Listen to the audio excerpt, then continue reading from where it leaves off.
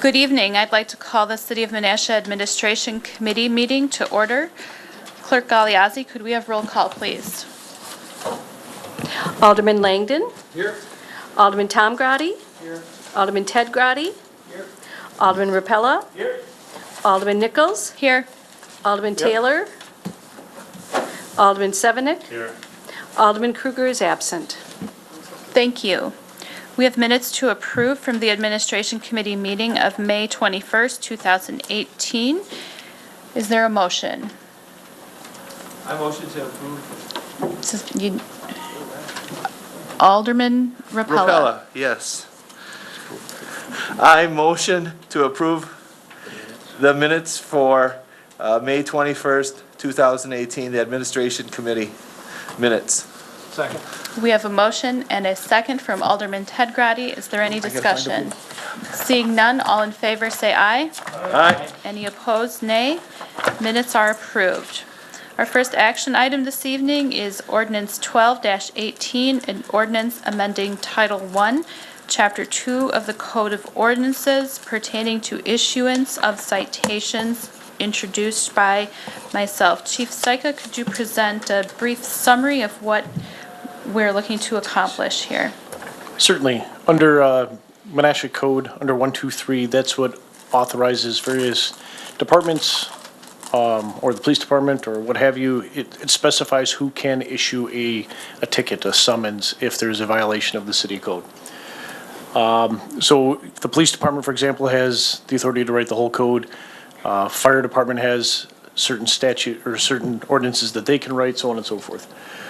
Joe Paulzine, as the code enforcement specialist, also has the authority to write basically the whole code. However, we have the community service officers that deal with the junk vehicles and a number of the vehicle complaints, and they do not have that authority to issue a ticket for it. So what ends up happening is we have an inefficient process where they go, they investigate it, they find out what went wrong with it, they have to then come back, ask an officer to write the ticket for them, and oftentimes the officers really don't have a whole understanding as to what they're writing a ticket for. They just said, hey, can you do this? They type it out, put it in the computer, hand it back to the CSO, and the CSO is taking everything with it. So if it would actually get called to court, the officer really has just an arm's length knowledge as to what they wrote a ticket for. The change that's in front of you, the primary change that's in front of you, would allow the CSOs to be able to write under just those very specific ones, the animal code, the traffic code, junk vehicles, storage of junk, and public nuisances. So it doesn't give them, they can't write a ticket for disorderly conduct or possession of drugs. It's only those specific ones.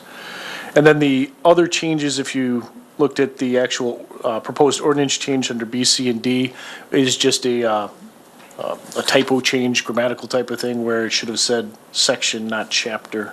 So that's the highlighted change that's in that portion. But it doesn't change any of the meaning or whatnot that we've worked with on it. Thank you for that explanation. We're looking for a motion to start discussion. I make a motion. Alderman Rapella. Yeah, thank you. I make a motion to accept ordinance 012-18, an ordinance amending Title I, Chapter 2 of the Code of Ordinances, issuance of citation, introduced by Alderman Nichols. Second. We have a motion and a second by Alderman Tom Grotti. Alderman Rapella, would that be a motion to recommend and forward to the council? Yes. Thank you. You're Are welcome. there any questions? Alderman Rapella, did you have a question? Okay. Alderman Sevenick? Thank you, Chair. Chief, from your memo, you mentioned that they still need to contact an officer. Yeah, even before they would go to an officer in the past, they would generally have to contact a supervisor just to make sure that it was okay and they were on par with it.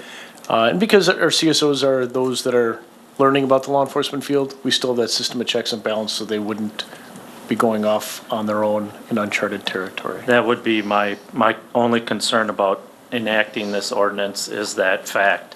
Because if we do end up having a laissez-faire attitude towards law enforcement, when we go to court, we may lose these cases. So I want to make certain that that is in place and it doesn't go away after time either. I can understand you're wanting this, but I'm also concerned about enforcement. Certainly. Okay.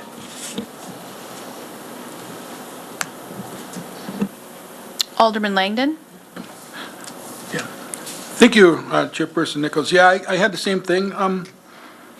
Chief Stika, I know, like, especially with junk vehicles, storage of junk, we have an ordinance for those.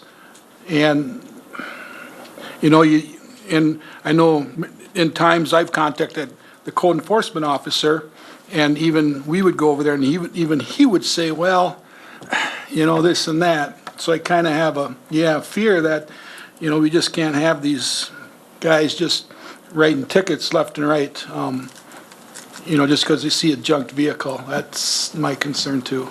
Right, junk vehicles are generally done on a complaint basis for the most part. And when you look at storage of junk, that's usually something that Joe Paulzine will still deal with. He will be the primary point of contact for it. However, it can streamline that process. Then if Joe was working on something, he could have the CSO end up writing it. But Okay. the primary thing that we'd be looking at is with the junk vehicles, we do issue a ticket right away for everyone with a junk vehicle now. We changed that process a while ago because we have found that we get a lot quicker compliance. We give them the ticket, but we say, get that vehicle out of here, and the ticket goes away. And that's something that we work with the city attorney on. So it's gonna be those and then the animal ones, because that's the one that gets a little hairier when you're actually there on site with a person to be able to write ticket right there instead of have to come back and try to serve them later. Yeah. But I agree with both what you and what Alderman Sevenick have said.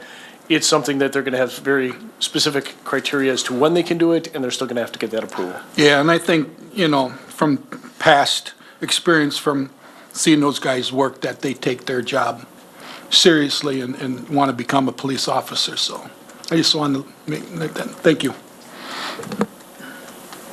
Alderman Ted Grady?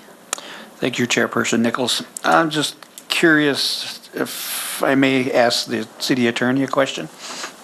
Does this look okay? I mean, are you happy with how this ordinance, or, and you get back to Alderman Sevenick's point of writing tickets or writing things, is this going to cause some type of issues that you see at all? Attorney Captain?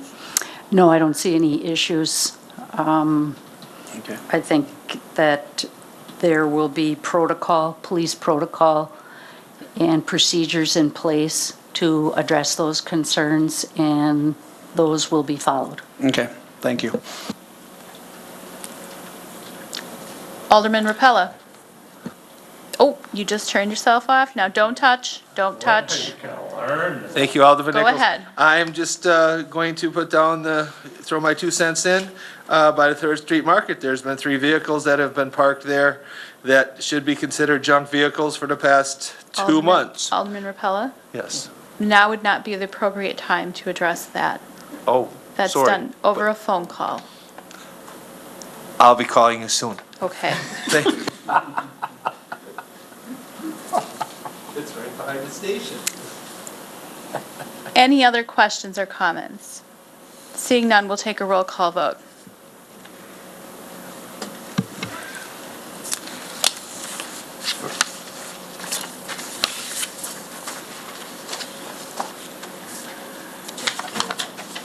Motion carried on roll call 7-0. And our final item for action this evening is Resolution 1918, a resolution authorizing the execution and delivery of documents relating to the Fox City Sports Facility project. This is the project that we had a presentation on earlier this evening. Director Jacobs, since the memo comes from you, I'll allow you to address this issue and what we're seeking this evening. What we're seeking tonight is a recommendation to the Common Council in 2 weeks for Resolution R-19-18, which is a resolution authorizing the execution and delivery of the documents relating to the Fox City Sports Facility project. After talking with Mayor Merkus, we decided to have them bring a formal presentation to you, which they had offered to staff and to the council several weeks ago already. So we thought it's pertinent to have that conversation with you and for you to, the opportunity to see the project, hear about the project, before you would get any documents to be making any consideration for approval. And as they had indicated, they're trying to get all of the 10 communities on board with the project and just signing off on the documents by the third week of June. So that worked in well with our schedule tonight for Administration Committee and then 2 weeks for the Common Council. As part of this, when you would actually have the final approval in 2 weeks for the resolution, that also includes the accompanying cooperation agreement and the pledge and security agreement. So these are very similar to what the Exposition Center project that some of you had seen several weeks ago, or a couple months ago actually. So these are in very similar form. The same parties that are involved assisting the town of Grand Chute were very similar to the group, the bond council, and the financial advisor that assisted the city of Appleton a couple months ago. So all the same parties are all pretty much the same. And these documents then are ready for your consideration for tonight. And the fiscal impact to the city? There is none. I mean, what you actually have is that the room tax dollars that we do collect, which are very minimal compared to some of the other municipalities, our 3% portion actually gets allocated on the collection. And actually, this is all transitioning here in the end of July for the collection for the second quarter and for every quarter going forward. The payments will not be going to the local communities, the 10 communities. It'll all be going straight to the fiscal agent, which is Associated Trust up in Green Bay. So the payments by all the hotels, all the Airbnbs and that will all be going directly there. And then within, I think it's 15 days after the end of the deadline period for each quarter, the payments, then the city would get our share of 1.15% at the end of every quarter. Thank you for that summary, and the recommendation is to recommend and forward this resolution to the council. So we'll look for a motion and then take any other questions or comments about the resolution. Alderman Sevenick? Thank you, Chair. At this time, I'd like to make a motion that we recommend to the Common Council Resolution 19-18, the resolution authorizing the execution and delivery of documents relating to the Fox City Sports Facility Project introduced by our mayor. We have a motion and a second from Alderman Tom Grady. Is there any other questions? Alderman Sevenick? Thank you, Chair. There were some good questions that were brought. Randy, you made a good point about possible competition. I do disagree with their philosophy. This is a nice cooperation with private enterprise, but there is the key word. We are creating a situation that affects private enterprise. Should we be doing this? If you look at the bigger picture of it, yes, it's going to bring big dollars to the Fox Cities. It's going to be a nice facility. It does everything right. Private enterprise isn't doing it, but tax dollars are going to do it. So I just, question that a little bit. The other thing too is I was surprised by this in a way, I guess. Probably should have known more about it because it's not like it just came out of nowhere. But we just increased that room tax and now it's another room tax. And when's the next room tax? And I know they continue to, at least they're no longer calling it the Greater Appleton area, but it just appears to me, I don't know if you caught my comment, but earlier today I said, have you looked past Midway Road? And that doesn't seem to even be on the radar screen. Although the city of Menasha pays in the lease because we don't have a hotel, but we do have our B&Bs that are in our community that do pay towards this. But long story short here, my point is for community development, if we have if this is going on and we're using room taxes, then maybe we need to be looking at, as this body here, what we can do as far as what can come into the city of Menasha or Neenah or south of Midway Road to benefit our community instead of just the greater Appleton area.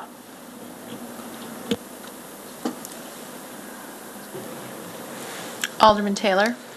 Thank you. This is a great sports complex, but as Alderman Severnick said, it seems like the greater Appleton area gets everything. And I think there was opportunities here because sales tax was at 5%, and the PAC came in and added 2% to the sales tax for the PAC. We're off topic and I'm talking, and I'm getting to the next, and the next 3% for the sports center came up, and then we're at 10% with the sales tax now. And this project came in at the 11th and 3/4 hour with the sales tax thing after the PAC, which there was a sunset clause put on. And I was very surprised to hear tonight here that there's no sunset clause on this. It's just keep sticking it to the public for 3%, 3%. I'm going to ask our financial wizard, John, to look back into this when this grand shoot came in at the last minute with this and with the PAC, with the sales tax issue, and one has a sunset, one doesn't, and I'm very surprised at that of the language. So I want to have that checked, and of course it'll go to the council and we'll have our answer by then. But I just wanted to say that it's a project like this, like with the Packer Stadium too. They have a sunset clause on that instead of just generating this income for what? Alderman Taylor, it's a room tax, which is different from a sales tax. I understand that. I And- pay it. And Director Jacobs, we're talking about the life of bond issuances. Why did you interrupt me? I still have the floor. Was there a question? I don't have a question. I was making some statements here about this, and I had the floor. And I was talking about the financial part of this equation with this room tax. And I was clearly stating exactly what happened with this room tax and how we got to this point. So, thank you. Director Jacobs, we're talking about the lifetime of bonds. Can you explain the difference between that and a sunset clause? Sure. Now, on the bonds that were talked tonight in the presentation, as Director Buckingham had mentioned, he said that there was the possibility that if the revenue numbers come in at a quicker pace, they project it could be maybe as much as 6 years. Now, typically when they have this bond structure set up, there will be an opportunity for a callable period, which could be 5 or 6 years earlier than the last maturity year. That's very common, especially with these type of revenue bond structure, where if you've got money coming in quicker, you can bank that and then pay that debt off quicker at a point in time that there is before you get to the maturity date. So that is something that they had alluded to, and that just so that everyone is clear on how that would work mechanically wise.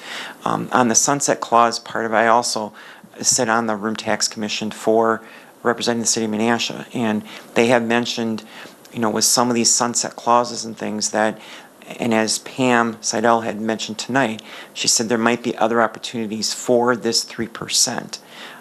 For other projects that maybe come down the line.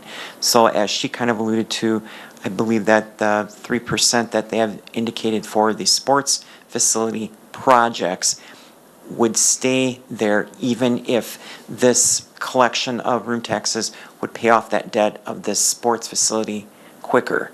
But she had alluded to, I think tonight, that 3% would still be there. And as you remember, the room taxes are not paid by the residents of any of the communities. It's by those that come in and stay here for a short amount of time. So it's all the visitors that are coming in that are actually paying that.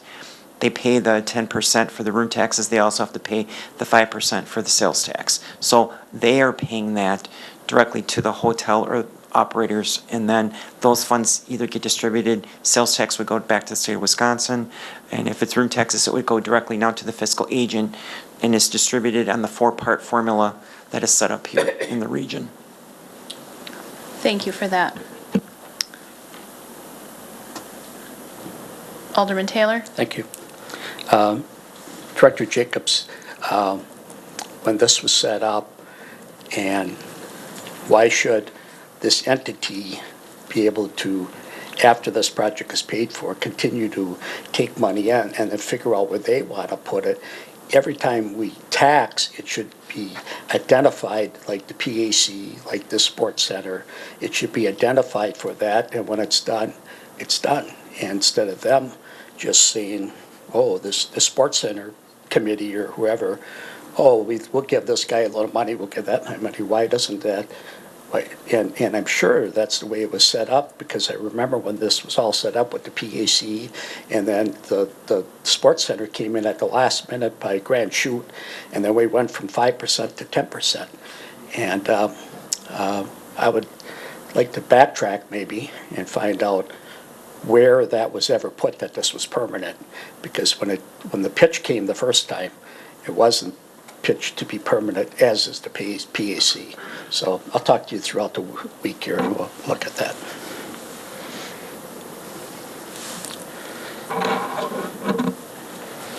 City Attorney has a question. You gotta turn your mic on. Attorney Captain? I can address the room tax was changed, actually, I believe it was in 2016, and that's when it was raised to 10%. And the way that it was initially written, the amount that was going to pay off the PAC bonds, when those PAC bonds were paid off, then those monies were, and that's the 3%, those monies were to be used for the, and it's really small on my phone, so I have to look here. That 3% was to be applied towards the support of amateur sports facilities within the Fox Cities tourism zone and other facilities which are reasonably likely to generate paid overnight stays at more than one hotel, motel, or other lodging establishment within that tourism zone. So it was that, that was done in, I believe it was in 2016, and then most recently, in 2018, it was adjusted just a little bit, not that 3% that was to go towards the sports facility, amateur sports facilities, but the percentage that went towards the municipality, and I believe the percentage that went towards the support of the Convention and Visitors Bureau. And then that's when they decided that they were going to have that fiscal agent that was going to actually do the collections of the taxes. That was the most recent change, but this 3% for the PAC bonds was actually in place, or after the PAC bonds were paid for the amateur sports facilities, was in place since 2016. And there was no sunset on that part of it.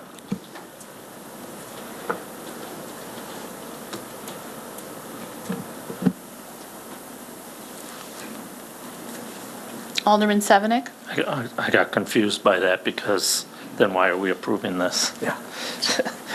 But anyways, I kind of see Alderman Taylor's point. We're actually, there's two parts to this. Number one is, we're approving this resolution tonight to authorize this member committee.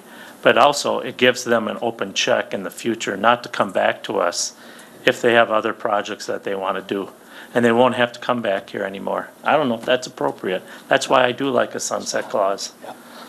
Attorney Captain, can you address that, please? Sure.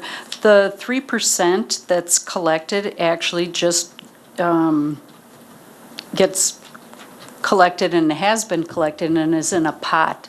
And it can only be used for the amateur sports facilities. This is the first project that they're doing.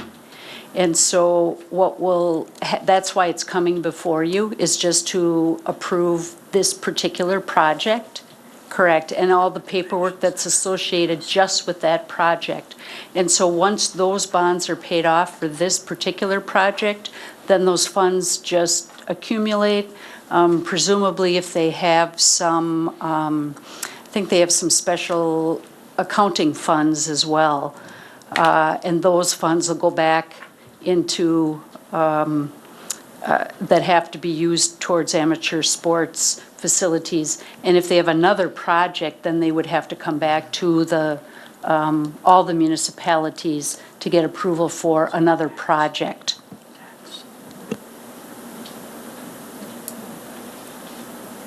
Alderman Sevenick, did you have anything else? I don't necessarily see it that way. I see it as there's a 3%. That's why I asked this question tonight. And basically, even if they pay off the bond early, they can continue to do other projects. And there's no way that they said that they would be coming back because they're already gotten the approval.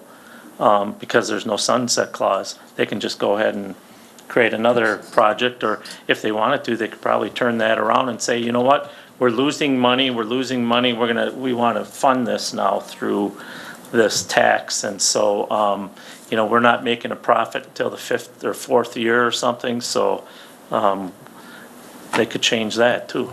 But is this specific for the bond? And I didn't hear that tonight. I heard it's open-ended. The resolution that's before you is specific for this one project because the town of Grand Chute needs the consideration and approval of all 10 member communities of the Fox Cities Convention and Visitors Bureau to participate in this and to agree that their monies that they collect is being dedicated for the 3% out of the 10% is going specifically to help town of Grand Chute pay this debt off. So it gives the conduit mechanism so that 3% out of the 10% that is collected goes straight towards helping them pay off the bonds for the specific project. But as Attorney Captain had said, there is like 4 different pots that the Convention and Visitors Bureau has. Some of these are restricted. This is a restricted use. So from an accounting standpoint, you have 3% of the funds in that pot, and as it collects money, you will have debt payments that will happen twice a year. The debt payments will be paid twice a year. The monies will be coming from the Convention Bureau, going straight to Town of Grand Chute to pay their bonds down. And it's possible that over time, the pot of money will get larger than the debt payments are, but you're going to accumulate those excess funds until you have enough there to pay it off, 5 or 6 years at the time that you have that callable date to pay this all off early if they can collect that amount. I don't know if they would be able to designate an additional part of it to another project this time. That was never discussed tonight. That's what I heard tonight. Mayor Marcus? I'm just wondering if I might be able to help clarify what's going on here tonight. We have 2 separate things that we're talking about and we're mixing them together. So there's an ordinance that sets the room tax fee in each community of the Fox Cities, and that's at 10%. And then it's divided up in a certain way. That's completely separate from what we're doing here tonight. What we're doing tonight is what John just talked about. We're agreeing that our portion of that 10% that we agreed to collect will go towards these bonds. It's the same way that it worked for the Expo Center. So this is about the bonding, but we're kind of mixing the collecting of the room tax with the bonding, and they're two separate things. I don't know if that helped a little bit or not. It does. Okay. And I understand you don't agree with there being no sunset on it, but that's not really what we're talking about. That's the ordinance half of it. I'm just looking to be honest. Sure. Alderman Rapella? Thank you, Alderman Nichols. So in other words, if, I guess I didn't understand exactly what she said is, Ms. Seidel, as far as, so now if they decide in a few years to build a soccer complex, they could still use some of this money to fund the soccer complex without asking any approval? Separate Attorney issue? Captain, would you like to answer that? That would be, another approval would be required to use those funds that are set aside for amateur sports facilities. They'd need some paperwork just like this for new bonds, Okay. all for right. another facility. For another facility, okay. Correct. And if I could clarify, our ordinance does have a sunset for the exhibition center room tax, so that might be what we're thinking about.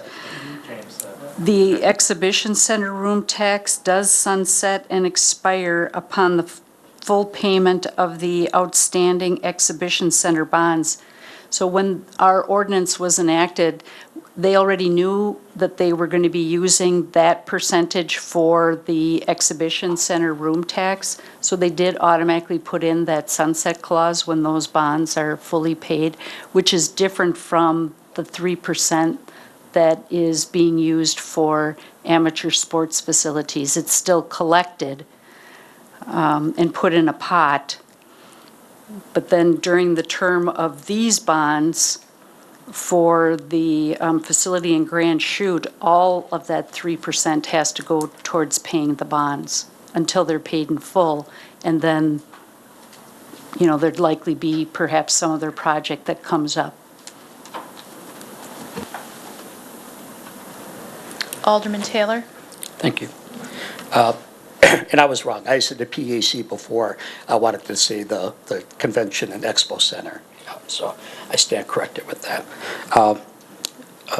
Director Jacobs, why is that tax being collected and this is just taking place now? How did that tax, we're already paying that 3%. And how did they get that 3% before any of this bonding or any of this is presented to us? It hasn't been said specifically, but I would assume you have architectural fees and things for that would have had been paid for all of this leading up to what you saw tonight. Okay. So with us, with the rate being set in this back in, as Attorney Captain said, 2016, they have the seed money to have gotten this project going, because you saw the timeline there that started out in 2015. So over the last 3 years, they have been working on this. They've had fact-finding, they've had a team of people, and these 3 different committees all part of this. So there's been a lot of legwork done in this, and they probably have incurred costs which could be coming and funded out of this 3% for the sports facility. Okay. So like the mayor said, there's 2 divisions here, but did we approve that 3% tax for this facility to be collected at another point besides the Expo Center? As Attorney Captain said, you had already approved that back in 2016. Okay. So all the 10 communities were already on board 2 years ago with that. And that's where I was getting that sunset clause back then, because, the Expo Center, they could have just said, we'll build smaller little stages or expos areas throughout the Fox cities. And they didn't do that. They said, when this ends, it ends. And that's why I thought that this probably had that too. And this came in at the 11th hour with Grand Chute coming in at the last second to pull the trigger on this extra tax and on this sports center. So I think the sports center was pretty well set before any of this came forward, to the community, instead of going out there and looking at other communities like Alderman Sevenik said. So, thank you. Any other discussion? Clerk Galiazzi, I can't remember if we have a motion or not. Yes, we do. Great. Seeing no other discussion, then we'll take a roll call vote. James, before you go.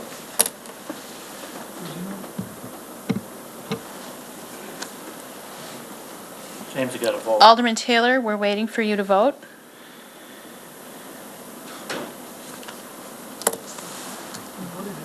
Alderman Taylor, we're waiting for you to vote. I voted myself on the vote. You abstain, what, do you have a personal investment in it? Because you can't abstain just to abstain. I'm abstaining. You can't just abstain. Nichols did, back in, Once you were part of discussion. No, you can't, you legally can't, you were part of the discussion of that. You can't abstain. I have to abstain. Why? Oh, he's I'm one of the benefiting from this taxpayers, so he's financially. concerned. Oh. I understand that, but, You should have, yeah, you should have not. For the record,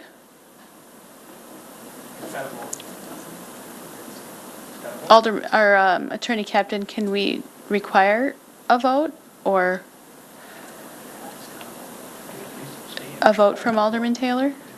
No, but if He he announced that he's abstains, he abstaining, or can't just get up and leave? participate in the discussion. Alderman Taylor is claiming Needs to announce that he is abstaining from the vote, Yeah. although he did Yeah, not to remove announce it. himself from any of the discussion beforehand.